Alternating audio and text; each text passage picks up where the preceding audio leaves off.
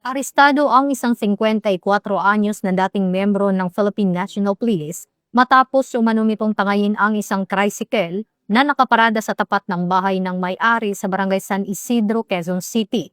Batay sa ulat ng Quezon City Police District, kinilala ang suspect sa alias na Ram, isang dismissed na pulis, na naaresto sa isinagawang follow-up operation kaugnay ng kasong carnapping. Sa investigasyon, ipinarada ng biktima ang kanyang Kawasaki motorcycle na may sidecar sa harap ng kanilang bahay noong gabi ng Hulyo 15, gayunman, nang magising kinabukasan ay natuklasan nitong nawawala ang kanyang tricycle. Nakatulong sa investigasyon ang isang testigo na nagsabing nakita niyang minamaneho ng suspect ang naturang tricycle patungo sa Bayani Street sa Barangay San Isidro madaling araw ng Hulyo 16. Noong Hulyo 17, nang matiyak ng biktima na nakabalik na sa bahay ang suspect, agad niya itong iniulat sa mga otoridad. Nagresulta ito sa agarang operasyon ng mga pulis na humantong sa pag-aresto ng suspect bandang 1:00 ng madaling araw.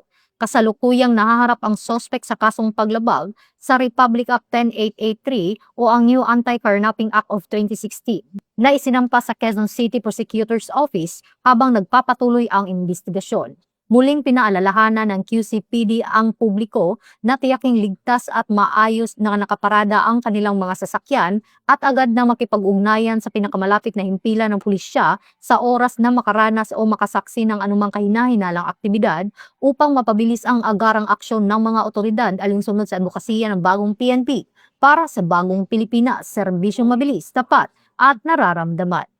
Mula dito sa Campo Crame, ako po ang inyong PNN correspondent, Patroluman Resali Umalay, nagbabalita para sa Police News Network. Alagad ng batas, tagataguyod ng balitang pulis. Ito ang bagong PNP para sa bagong Pilipinas, serbisyong mabilis, tapat at nararamdaman.